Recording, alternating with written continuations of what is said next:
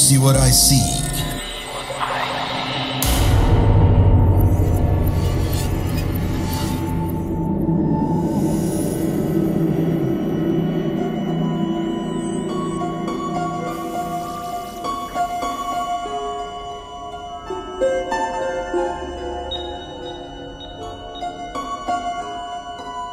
Hai, aku Ana. Kali ini aku akan berbagi cerita horor yang menurut aku serem banget gitu.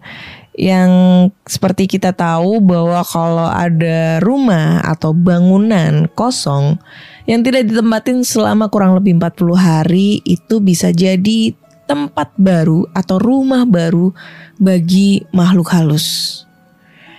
Jadi penasaran kan ceritanya kayak gimana? Langsung aja kita ke ceritanya. Namaku Novi, dan kali ini aku akan berbagi pengalaman bersama teman kerja saya saat masih bekerja di salah satu rumah makan yang terletak di kota kelahiran saya, yaitu Lembang, Bandung Barat. Tapi kejadian yang akan saya ceritakan terjadinya bukan di rumah makan ini, melainkan di rumah anak sang pemilik rumah makan ini yang terletak di perumahan Kopo Permai. Awal cerita, saya bekerja di rumah makan ini dari tahun 2010 setelah lulus sekolah. Karena bingung mau lanjutin kuliah atau enggak dan enggak ada modal, juga enggak punya jalur beasiswa, akhirnya saya memutuskan untuk bekerja di salah satu rumah makan yang ada di kota saya. Suatu hari pemilik rumah makan memanggil saya dan satu teman saya ke rumah beliau. Kami ditugaskan untuk beberapa hari jangan dulu bekerja di rumah makan, tetapi untuk bekerja beres-beres di rumah anaknya yang ada di perumahan Kopo Permai. Saat itu kami menyetujuinya karena beliau bilang kerjanya cuman beresin rumah aja, gak lebih. Dan kami disuruh menginap tapi cuma 3 hari aja. Saya pikir ya udahlah, lagian cuma 3 hari aja. Lumayan, bayarannya cukup besar, kerjanya juga cuma beres-beres dan untuk makan sudah disiapkan. Jadi gak bingung nanti mau masak dan gak perlu keluar rumah. Hari pertama kami sampai di rumah tersebut. Kondisi sekeliling komplek perumahan itu cukup sepi dan rumah ini letaknya itu di pinggir jalan. Di sebelah kiri adalah jalan utama dan di seberangnya jalan utama itu ada pos satpam komplek tersebut. Saat turun dari mobil, ada seorang satpam yang menyambut kami dan bilang pada kami, "Semoga betah ya, Neng, nginep di sini. Jangan sungkan kalau nanti malam ada yang ganggu. Panggil saja Bapak." Begitu kata Pak Satpamnya. Nah loh, maksudnya ada yang ganggu itu apa ya? Saya dan teman saya jadi bingung, campur penasaran sama yang dimaksud Pak Satpam itu apa. Setelah semua barang kami turunkan dari mobil dan diangkut ke dalam rumah, Pak sopir pun meninggalkan kami berdua dan pamit pulang. Oh iya, kami berangkat tadi dari pukul 11 siang. Karena tadi kami mampir dulu ke tempat lain, jadi sampai di rumah itu sekitar jam 5 sore. Dan saya sangat terkejut saat sebelum Pak sopir pergi, dia mengunci kami dari luar pagar rumah. Saya kaget, lalu saya bertanya, "Loh, Pak, kok kami dikunci begini? Kayak di penjara. Nanti kami gak bisa kemana-mana dong ini." Terus Pak sopir bilang, "Iya, maaf Neng, ini disuruh sama si Non X. Katanya jangan dikasih kunci pagar rumah sama mereka. Dan kunci gembok pagarnya. Takut kalian pada main-main keluyuran. Gitu katanya. Ya lagian mau kemana? Kami aja gak tahu jalan pulang." Kami pun pasrah dan berusaha untuk menenangkan keadaan. Toh semua peralatan dan keperluan juga ada di dalam rumah. Jadi gak apalah, pikir kami. Setelah Pak Sopir pergi dan Pak Sapam pamit pergi ke pos jaga, kami berdua mulai melihat sekeliling rumah ini. Di halaman depan terdapat pohon mangga lebat banget daunnya dan besar banget pohonnya, yang tingginya sampai melewati batas genteng lantai 2 rumah ini. Dan itu bikin kami merinding. Soalnya jadi sedikit gelap gitu karena ketutup sama sebagian daunnya. Dan juga halamannya tidak terlalu luas. Karena adanya pohon mangga itu jadi sempit untuk lahan rerumputannya.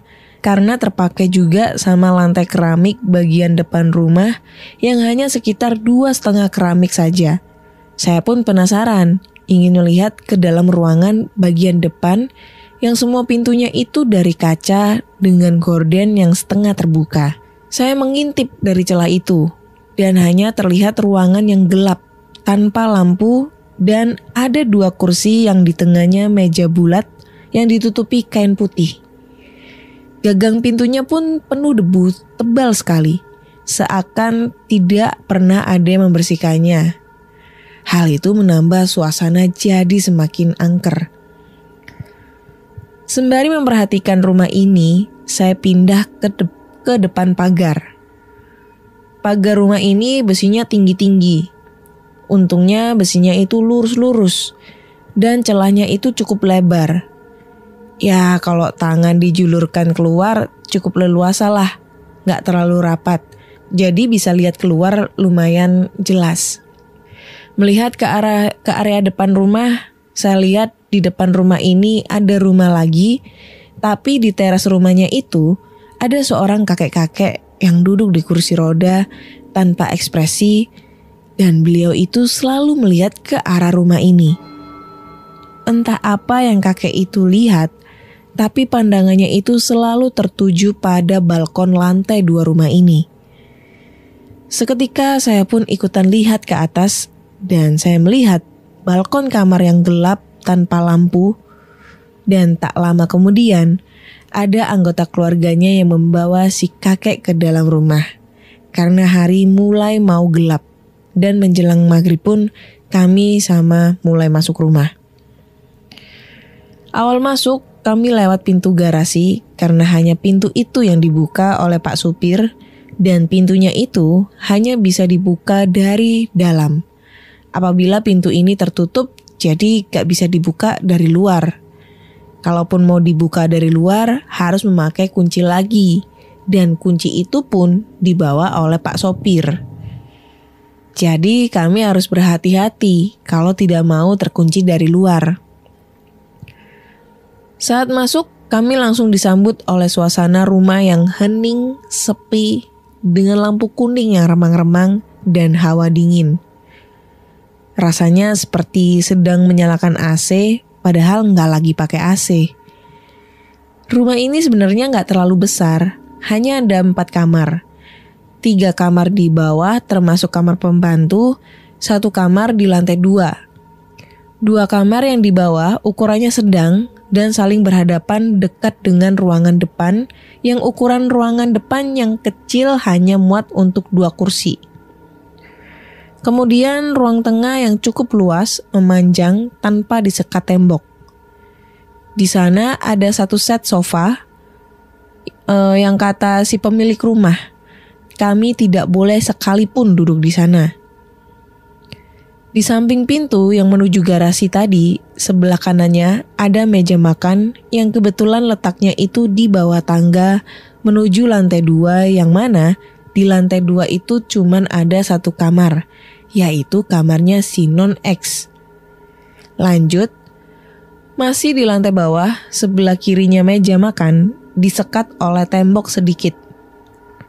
Di balik tembok itu ada lorong. Di bagian belakang lorong sebelah kiri adalah tangga menuju tempat jemuran dan di bawah tangganya adalah kamar mandi yang berdampingan dengan kamar pembantu yang kecil ukurannya. Dan samping kamar itu adalah dapur. Jadi lorong yang menuju dapur itu pendek jaraknya. Nah, depannya tangga menuju jemuran itu adalah kompor. Menurut saya, kamar mandi bawah tangga itu lumayan serem.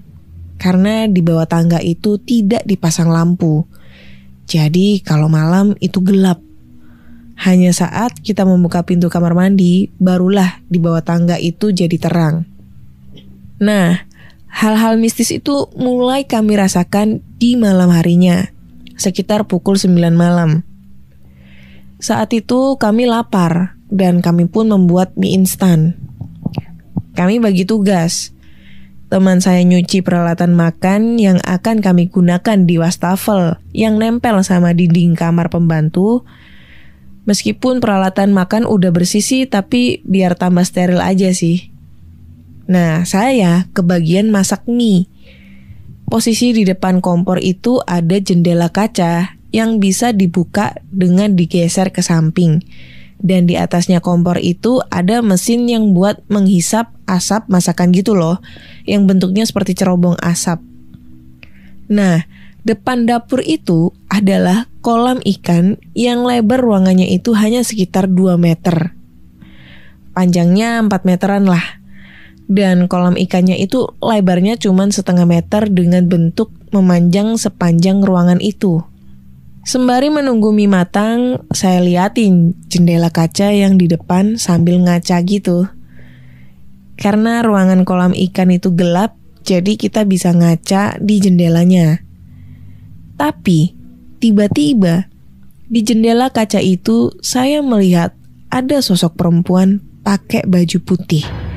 Rambut panjang, keluar dari gelapnya bawah tangga dekat kamar mandi dan berhenti di depan pintu kamar pembantu. Saya pun kaget. Secepat mungkin saya langsung noleh ke belakang. Tapi itu sosok sudah tidak ada. Dan saya pun lihat lagi depan jendela, tapi sosok itu masih ada. Malah sekarang ada di belakang teman saya yang lagi nyuci piring. Saya gemetar, ketakutan, keringat dingin mulai keluar. Kaki saya jadi lemas.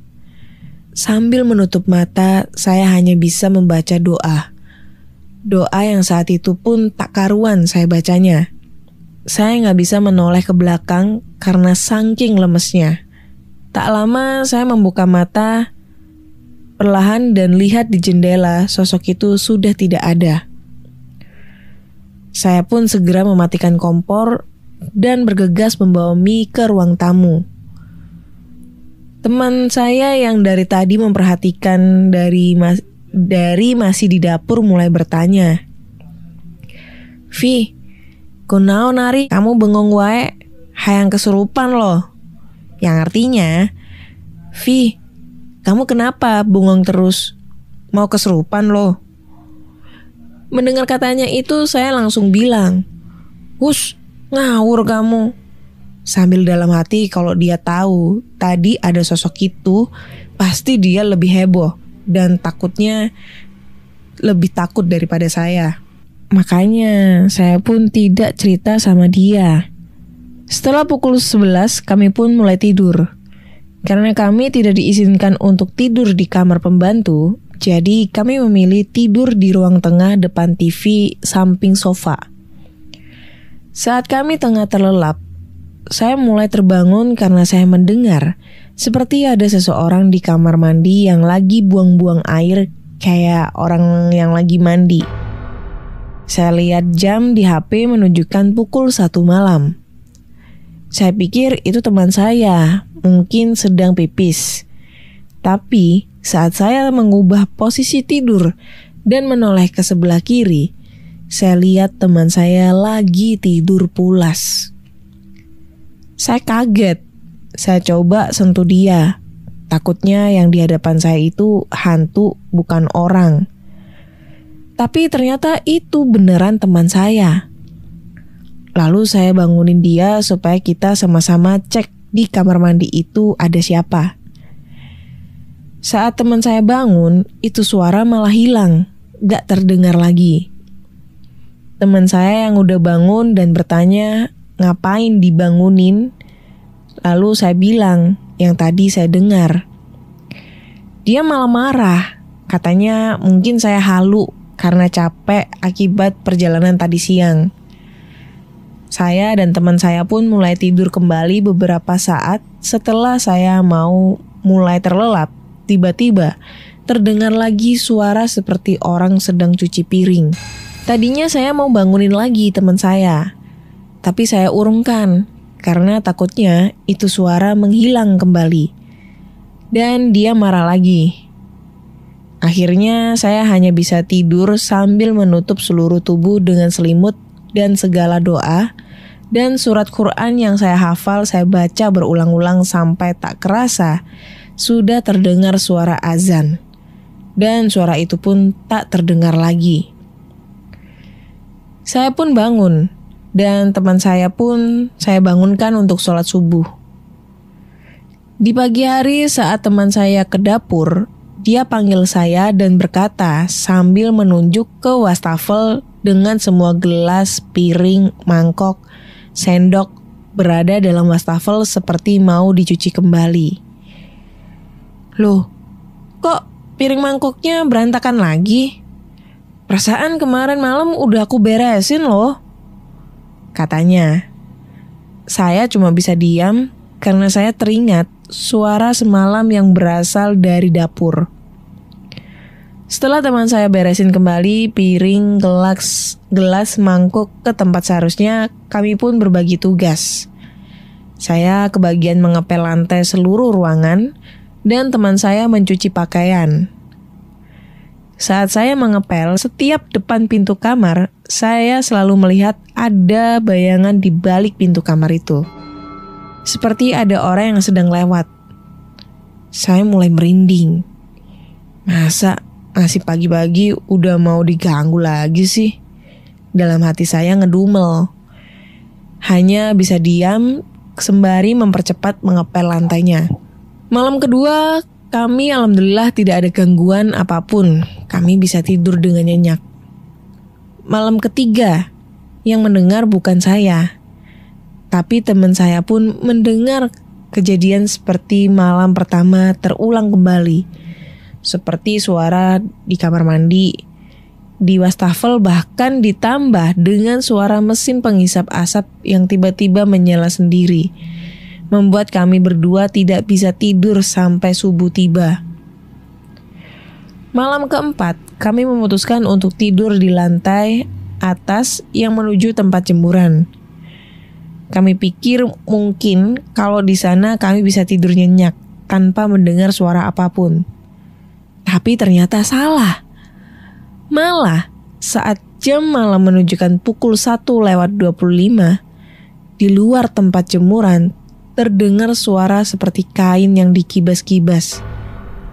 Seperti kebiasaan emak-emak kalau mau jemur cucian, bajunya suka dikibas-kibas biar nggak terlalu kusut. Nah, kami mendengar suara itu. Padahal di luar itu sekelilingnya dipagari sama besi besar, jadi tidak ada yang bisa masuk ke tempat jemuran. Nah loh, terus itu suara apa coba ya?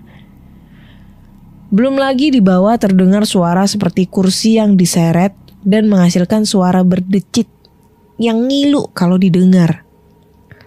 Terus seperti suara orang yang lagi nyapu. Dan saat itu rame banget. Kami hanya bisa menangis dan menelpon orang rumah pengen cepet pulang. Tapi gak bisa apa-apa karena gak tahu jalan menuju tempat ini.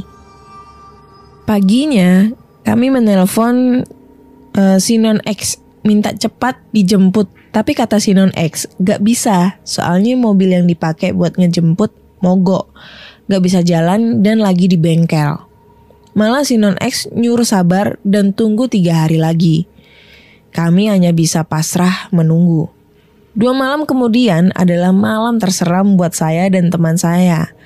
Di mana gangguan itu sudah bukan lagi berupa suara ataupun penampakan, tapi sudah bisa menyakiti kami. Dimulai saat sebelum maghrib, kami bergantian berwudu. Yang pertama berwudu adalah saya, kemudian teman saya. Saat giliran teman saya, tiba-tiba pintu kamar mandi ada yang ngebanting sampai pintunya gak bisa kebuka. Seketika teman saya dan saya pun menjerit kaget sambil berusaha membuka pintu. Akhirnya gak lama pintu pun bisa terbuka. Setelah sedikit tenang kami mulai sholat maghrib. Tapi betapa terkejutnya kami pada saat posisi sholat menghadap kiblat. Di sana itu arahnya menghadap meja makan. Dan saat bangkit dari sujud mau rakaat kedua, tiba-tiba di ujung mata kami melihat ada Mbak Kunti yang lagi duduk di atas meja makan sambil mengayunkan kakinya dan tertawa kecil. Saya hanya bisa gemetar sambil nangis, membaca doa, sholat dengan susah payah, dan kami menyelesaikan sholat kami. Tapi saat melakukan salam, Mbak Kun itu pun sudah hilang. Tak lama kemudian ada suara anak kecil berlari sambil tertawa. Kami melihat ada yang berlari dari dapur menuju garasi. Dan kami pun melihat seperti bayangan seorang yang keluar dari ruang depan berjalan menuju ke kamar atas. Saat itu pula kami cepat-cepat membereskan barang bawaan kami dan secepatnya pergi keluar. Kami sudah tidak mau berada di dalam lagi. Saat akan menelpon, HP saya mati dan sialnya kabel charger saya itu tertinggal di dalam. Saya pun cepat-cepat berlari ke dalam untuk mengambilnya. Tanpa menoleh ke kanan dan ke kiri, saya langsung pergi lagi. Tapi saat melangkah ke ruangan di garasi, tiba-tiba ada yang menarik kerah baju saya sehingga saya terjungkal ke belakang. Saya pun cepat bangkit dan keluar dari rumah. Setelah di luar, kembali saya teringat ucapan Pak Sapam. Saya pun berteriak dari dalam pagar memanggil Pak Sapam. Tak lama kemudian, seorang satpam pun datang menghampiri.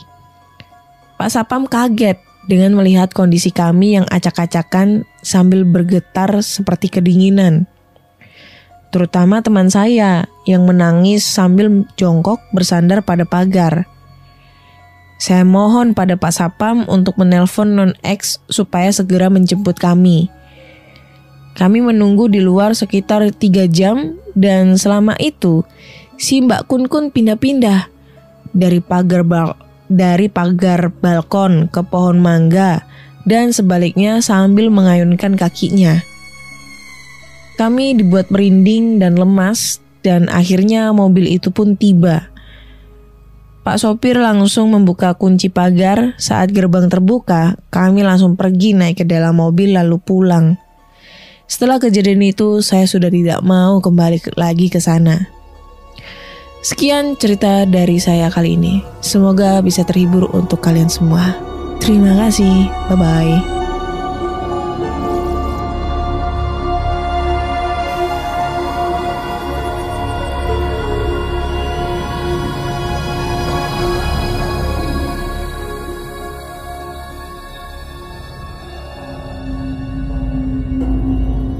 Kamu punya pengalaman horor? Kirim ceritamu ke podcast.ceritahoror@gmail.com.